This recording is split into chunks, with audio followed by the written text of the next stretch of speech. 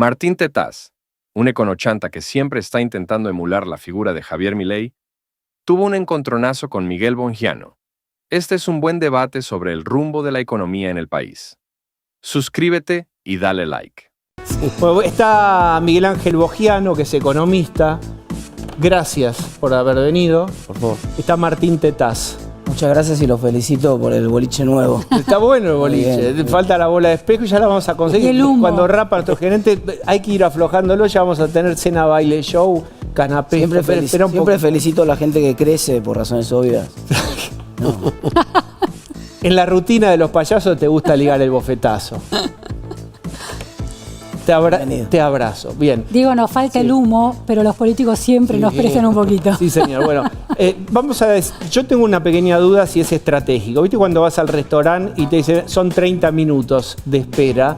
Y cuando a los 10 minutos te llaman decís qué buen restaurante. Y en realidad nunca iba a ser media hora, sino que daban una fecha para calmar tu ansiedad. Me pregunto si este anuncio de esto es el año que viene, es para quizás sorprenderte en algún momento, si llega el dinero del fondo, y levantar antes. Pero, ¿qué sé yo de restaurantes? ¿Qué pensás, Miguel? Bueno, es una posibilidad, pero de todas maneras me parece que uno no puede perder de vista el contexto de un año electoral, y me parece que el gobierno, y Milei en especial, no va a estar interesado en poner en riesgo todo este proceso de desinflación por la posibilidad de que un levantamiento del cepo eventualmente pueda tener un movimiento en el dólar que se traslade a precios. Entonces, él lo ha dicho varias veces, primero tiene que terminar de cumplirse las condiciones. La inflación tiene que estar corriendo en la zona del 1% mensual, todavía no estamos ahí. Y él habla también de un crédito del Fondo Monetario, que en realidad no cambiaría la deuda bruta, porque eso iría al Tesoro y el Tesoro le daría esos dólares al Banco Central que el Tesoro le debe, que sería cambiar de tipo de acreedor, porque hay una enorme cantidad de pesos todavía en el sistema que podríamos decir se autoperciben dólares, de alguna forma. Son pesos que están colocados a tasa de interés, pero que si tuvieran la posibilidad de convertirse en dólares probablemente lo harían. Por eso también el equilibrio en la tasa de interés que paga el Banco Central. Y es un equilibrio bastante delicado que demuestra lo caro que resultó el plan Platita, donde se emitieron cantidades ingentes de dinero que han hecho que incluso después de un año todavía no se ha conseguido terminar con el exceso de pesos que hay en la economía y que, como digo, están todavía atrapados dentro de instrumentos como son las LEFI y las LECAP, que permiten ganar un interés. Sumado a eso también los montos que determinadas empresas querrían girar como dividendos. Es decir, en cualquier caso, el levantamiento del cepo va a ir siendo con distintas etapas. No creo que en ningún momento se dé, aun cuando fuera antes, un levantamiento de un movimiento brusco como fue en la etapa de Macri, porque eso lo pudo hacer porque estaba tomando deuda en 30.000 millones. Y Milei, desde que empezó, canceló deuda por 32.000 millones. Esa es la gran diferencia, ¿no? Hay como una idea de con cepo no hay paraíso, ¿no? ¿Tenemos claro en qué de la vida cotidiana se modificaría si levantaran el cepo? Concretamente, Martín, explícanos como economista por qué estaría bien y para qué sirve levantar el cepo. Porque el tipo de cambio, el precio del dólar, para decirlo más claro para la gente, es uno de los principales precios de la economía. Y por lo tanto asigna los recursos de la economía hacia los sectores que se necesitan. Por ejemplo, si la economía no tiene mucha capacidad de generar dólares, los últimos 5 meses del año pasado, el déficit de la cuenta corriente del balance cambiario del Banco Central sumó más de 5.000 millones de dólares. Si tiene más dificultades para generar dólares que los dólares que gasta, entonces la señal es que el tipo de cambio sube y los recursos se van hacia el sector más transable de la economía, para decirlo en castellano, se van a bienes que vos podés exportar o que podés alternativamente importar o competir con importaciones. Entonces, una economía funciona mucho mejor y además recibe muchas mejores inversiones. Hay muchas inversiones que antes de entrar dicen, bueno, pero primero quiero estar seguro que puedo salir, ¿no? Es difícil, si yo a ustedes los invito a la salida del programa a cenar, seguramente me agradecen, alguno capaz que me acompaña, pero si yo le digo, mirá que no te podés volver a tu casa porque te dejo encerrado, bueno, es una invitación poco atractiva. Entonces, para que Argentina reciba inversiones y para que los recursos de la economía vayan al mejor lugar, necesitamos salir del cepo. Claro, está la cuestión que planteaba Miguel recién, yo coincido, es un año electoral y está claro, el propio gobierno lo va reconociendo.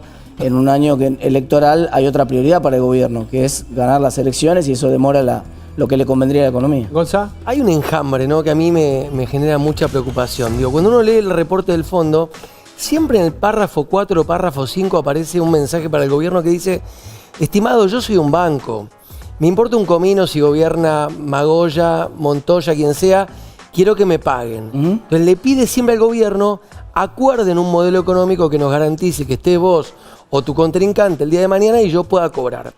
En un año electoral, el gobierno tiene, lo pregunto a la mesa, capacidad no polarizante de acordar con la oposición lo que tiene que acordar con el fondo, garantizarle al fondo que le vamos a pagar y recibir esos 11.000 millones de dólares que el gobierno necesita para sacar a la Argentina del cepo? Yo creo que sí, yo creo que sí. Ahora lo dejo a Miguel, pero me parece que sí, que tiene una gran oportunidad, que la oposición va a ser constructiva como lo viene siendo hasta ahora, y en la medida, puede ser crítica de que no le gusta, como nosotros criticamos el ajuste de los jubilados, o criticamos el ajuste de la educación, pero sí creo... ¿Qué oposición va a acompañar un acuerdo con el fondo si el la misma que lo acompañó Kirchner es romper cuando el acuerdo la misma con el fondo que lo acompañó, lo comieron a Guzmán por está bien, pero justamente digo, la misma que lo acompañó cuando gobernaba Alberto Fernández. Nosotros también fuimos coherentes cuando gobernaba Alberto Fernández, acompañamos el acuerdo con el Fondo Monetario porque para Argentina un default era una tragedia en ese momento. Entonces,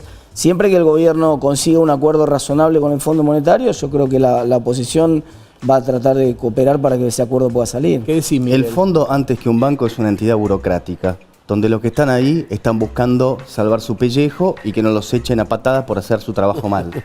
Entonces van a estar... ¿Otra vez le prestaron a Argentina? Van a estar ahora 11.000 reclamando, pagame, pero después a veces... Fíjate, le reclaman a uno que hace bien los deberes y sin embargo a Massa, cuando estaba incumpliendo un montón de cosas, le seguían dando soga. Entonces, pensar que es simplemente un banco me parece que es totalmente equivocado. Tiene definitivamente un tinte político y Estados Unidos tiene un rol muy preponderante. Por eso Biden en el poder no es lo mismo que Trump en el poder, porque probablemente eso pueda mover el péndulo más hacia el lado de Argentina.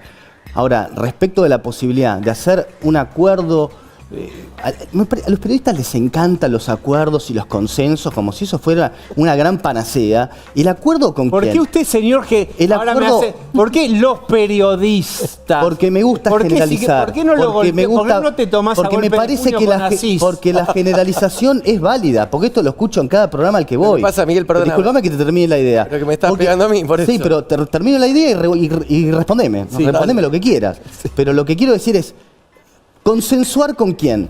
Con la misma gente que nos trajo hasta acá. A ver, díganos, Alberto Fernández, ¿qué tenemos que hacer? ¿No? Que vote la gente de Unión por la Patria. ¿Por qué? ¿Cuál ¿Te das cuenta que no tiene ningún sentido pretender buscar consenso con la misma gente que nos trajo acá? Entonces, habrá que ver cómo se hace para determinadas cosas donde definitivamente esto no se resuelve conversando con los mismos tipos que nos trajeron hasta acá. Es bastante elemental lo que planteo.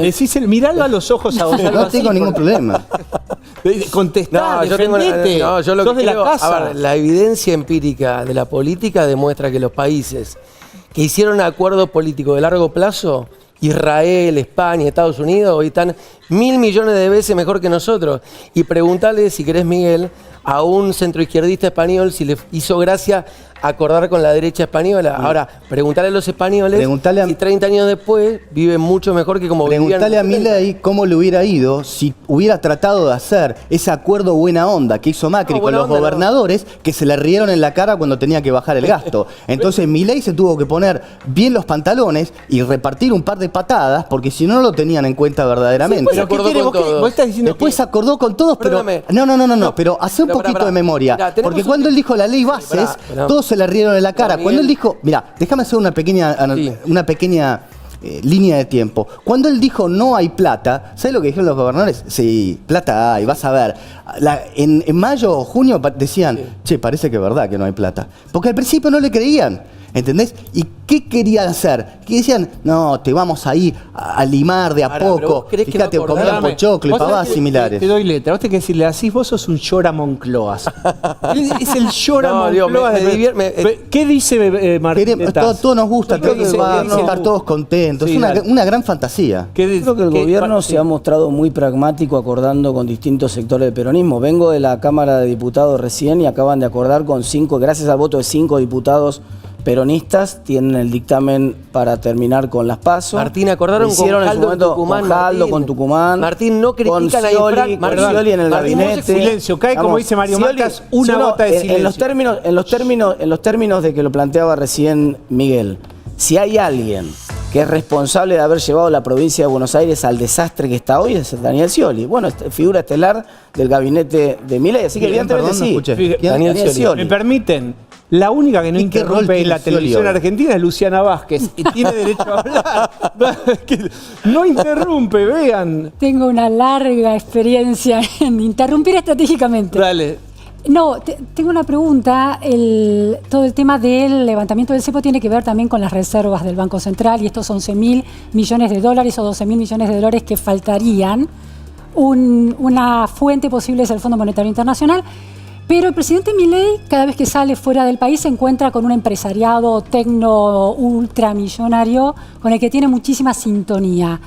¿Esa sintonía se puede traducir efectivamente en lluvia de inversiones y de dinero para las reservas del Banco Central? Para que haya lluvia de inversiones vos tenés que tener condiciones que sean atractivas. El capital no tiene nacionalidad. El capital lo único que busca es retorno. Ahora, como al final lo que depende de esto es el balance de pagos y la cantidad de dólares que entren y salgan del país, efectivamente, si vos tuvieras un flujo muy fuerte de inversiones, como se espera con la RIGI, eso probablemente te ayudaría y daría la posibilidad también de levantar el cepo. Lo que pasa es que él no tiene por qué adelantarse y tampoco te puede decir que el cepo se va a levantar el 14 de abril a las 3:15 de la tarde. Dijo el Porque primero de eso- Tengo enero un de asterisco para eso. 2026, ¿eh? Tengo un Te dijo el asterisco primero No para de- eso. existe más a partir del Te primero dijo el de enero 1 de enero del 2026. Tengo un asterisco 2026, para eso. imagino yo, porque esa es la fecha límite que él se pone, pero definitivamente calculo que será antes. Ese es el día como decir, miren, no me moleste más con este tema, el 1 de enero no va a existir más. Él jamás te puede anunciar va a ser en este momento, porque generarías un movimiento en el tipo de cambio que no querés. ¿O es un anuncio electoral para proteger Dame la un elección de asterisco, medio por término? favor. Te lo pido. Mira, las elecciones, si el país crece con las expectativas que tiene entre un 4 y un 5%, y vos tenés la inflación del 20%, el cepo no es un tema electoral Miguel, al final. no. No es un tema. Vos creces al 5% y tenés inflación en el 20%, a nadie le interesa que siga existiendo el cepo. Gonzalo así se habla encima, pero va a esperar. Hay gente, está ocupado. Dale, Martín. Coincido que el presidente no puede anunciar una fecha, sería un suicidio porque eso detonaría un montón de comportamientos especulativos. No, el presidente ha puesto una fecha límite, lo que todo el mundo piensa es que el presidente, por la razón que acaba de expresar Miguel, no quiere salir de cepo ante las elecciones porque no quiere correr ningún riesgo y por razones electorales lo va a hacer al otro día de las elecciones, en ese periodo, quiero decir, y que seguramente, incluso capaz que antes de lo que lo está esperando el resto de la gente. Sí, no coincido con que yo creo que sí es un tema muy importante. No es un tema electoral, es verdad. No es un tema electoral, probablemente no le garpe al presidente si lo lograra hacer 2 meses antes de las elecciones, es el primer argumento. Mira, no me garpa salir, pero me puede generar algún problema, entonces mejor por la duda salgo después de las elecciones. Creo que eso es lo que va a pasar, pero sí es cierto que es un tema muy importante para la economía, que la burocracia, en este caso el presidente o quien sea del Banco Central, deje de fijar un precio tan importante de la economía y lo fije el mercado. ¿Qué decís vos, Miguel? Bueno, es cierto que... Yo no es quiero cier- meterse, pero dijo que lo están fijando, es una intervención Bueno, justamente iba ahí. Voy a cizañar. Justamente es una iba ahí. intervención pero estatal. justamente iba ahí. Es difícil- Planificación centralizada de la economía. ¿Cómo? Planificación Esto centralizada. no tiene absolutamente de la... nada Bueno, que ver hay con la una planificación variable cent- clave. Te No, están pero esto no molestando, tiene no absolutamente querías todo lo nada que que ver dice con Pellegrini. eso, porque definitivamente es tan grande el desastre que se heredó que pensar que Banco Central y economía no funcionan en coordinación, por supuesto que en un mundo ideal tendría que ser independiente. Hoy no tenés una alternativa, Es por lo el que habían desastre que prometido, heredaste. Por el desastre que heredaste no tenés otra alternativa. Ahora, respecto de la fijación, mira, si el precio fuera tan distinto del supuesto equilibrio, que es difícil de ver, vos tendrías una brecha muchísimo más amplia y tendrías un drenaje de reservas violentísimo en el Banco Central. El Banco Central durante todo el 2024 pudo acumular reservas, por supuesto que siguen en negativa porque esos dólares los agarró y lo tuvo que usar para pagar deuda anterior. Por eso pagó el equivalente a 32.000 millones de dólares. Es decir, esa es la gran diferencia. Entonces, uno puede discutir o imaginar, porque nadie sabe exactamente cuál es el precio de equilibrio, pero ¿sabes una cosa? El comportamiento de las otras variables te hace ver que el precio de equilibrio no puede estar dramáticamente lejos de donde está ahora. Bien, Martín, la inflación conserva este patrón a la baja, puede tener algún altibajo. ¿Cuánto interviene el valor del dólar ahí?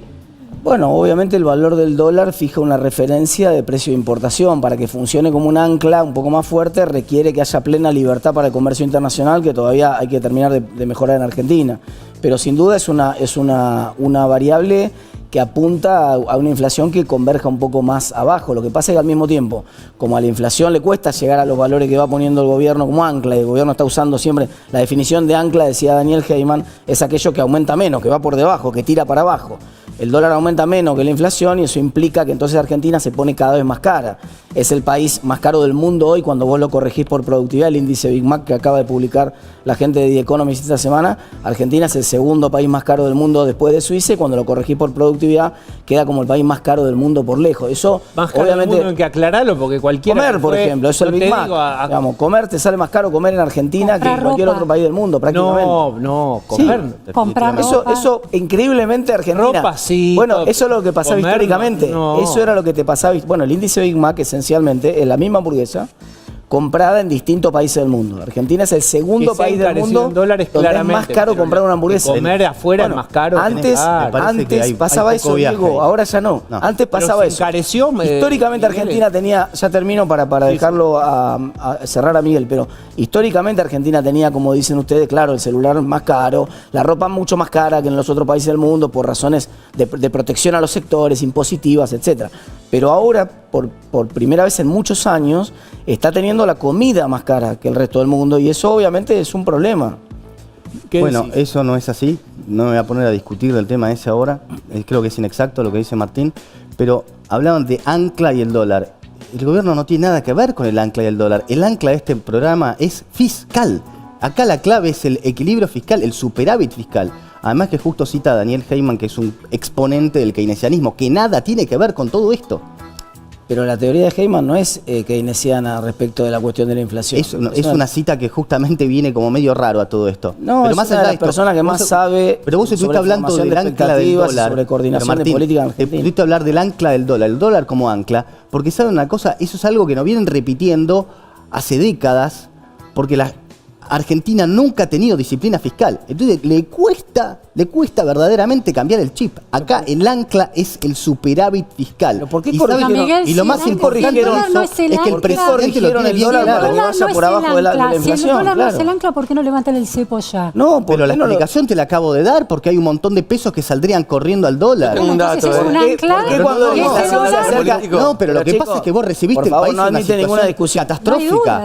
No, pero no hay duda, pero entonces tenés que entender las consecuencias. No admite ninguna discusión que lo usan de ancla tan dramática que vos no podés levantar el cepo y pensar que en realidad, entonces el cepo es el ancla. El cepo ¿Es una de las anclas? El cepo lo tenés que tener. El cepo lo tenés que tener porque heredaste un desastre, de un exceso monetario, pero no porque el ancla del programa sea el tipo de cambio. No lo es.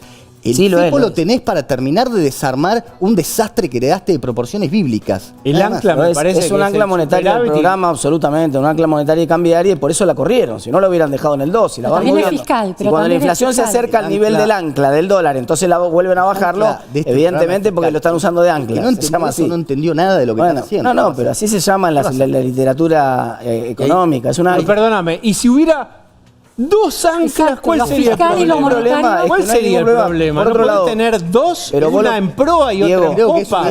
Vos lo podés llamar Diego Maradona, no importa la descripción, Miguel.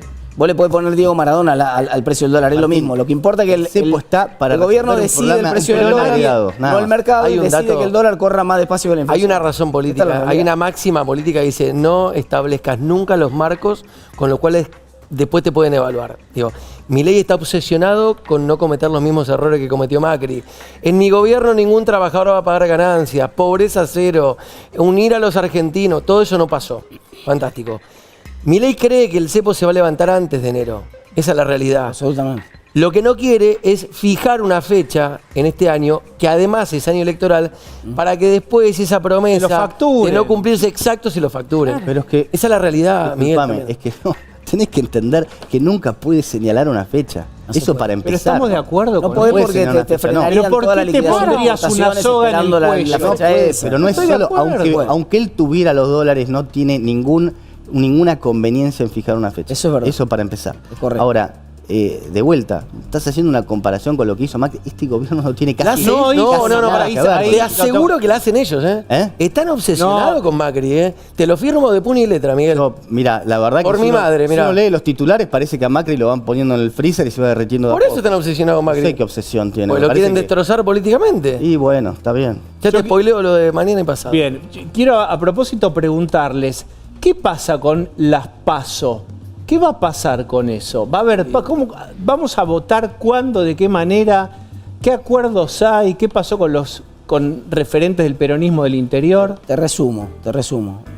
Hay un dictamen que es el paso previo a que el jueves haya sesión y se discuta la suspensión, no la eliminación, la suspensión Exactamente. de las PASO a nivel nacional. Luego hay provincias que la tienen, después tienen que decidir las provincias, pero al menos a nivel nacional, para la votación los que tengan senadores y todos diputados nacionales, y va a haber una PASO, esa PASO se va a decidir el jueves si se suspende en diputados.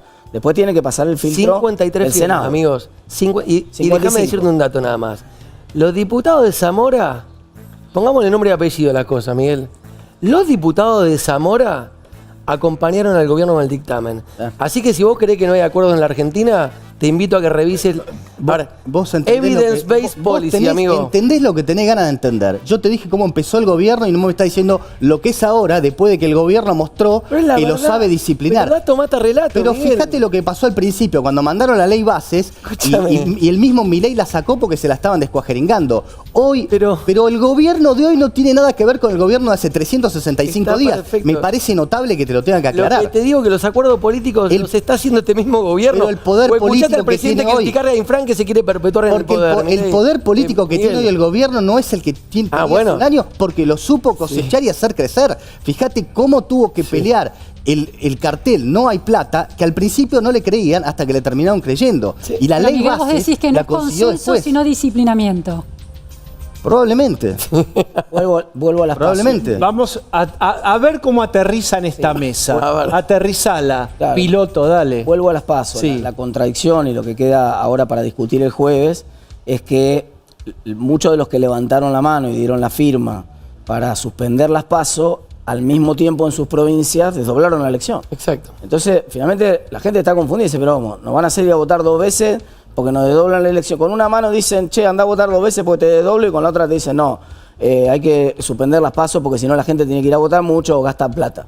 Entonces, en medio de una contradicción que va a quedar saldada el día jueves, pero ese es el primer tiempo. Diego, te queda el segundo tiempo, que es el Senado, que siempre es un desafío más difícil, ¿no? Bueno, el desafío difícil es que, y esto necesito cerrar con esto, ¿ustedes pueden explicarle a todas esas personas que nos están viendo a quién le convienen las PASO y a quién no le conviene? Porque yo tengo la idea de que estamos siendo arrastrados por la casta de las narices en una decisión que no sé en qué nos conviene a nosotros ciudadanos. ¿A quién le Sí, conviene? salen- Cuadro sinóptico Diego, imaginario en la tele. En el país de los 40% de pobres salen 150 palos verdes las PASO. Así que al país no le convienen. Ok, bien. Doy una sola corrección. Eso era el costo cuando no había boleta única papel. El costo más importante Tenés razón. es la emisión de la boleta. Es verdad. Ahora sale mucho menos, pero la verdad Sí, que es cierto. un tema que a la sociedad no le importa, ese tema es algo que no le importa a la sociedad, que le conviene al gobierno. Y como le conviene al gobierno, nosotros tenemos una historia de cuando, digamos, la PASO ha sido muy importante para construir alternativas políticas en Argentina, y de hecho Juntos por el Cambio seguramente no existiría si no fuera por las PASO. Bien, Así el que acuerdo de Gualeguaychú le fue conviene después seguramente al clarísimo. peronismo y al gobierno. Muy bien, gracias Yo Martín. creo, perdón, Gracias. yo sí. creo que las PASO es solamente un negocio de la política y le convino a determinados partidos políticos en determinados momentos. Que arrastren a toda la sociedad a tener que hacer eso me parece un absurdo. Que lo arreglen con internas y si la gente de esos partidos que están afiliados no quieren ir a votar, problema de ellos. No se lo tenemos que pagar todo, lo único que falta. Muy bien, gracias por haber venido.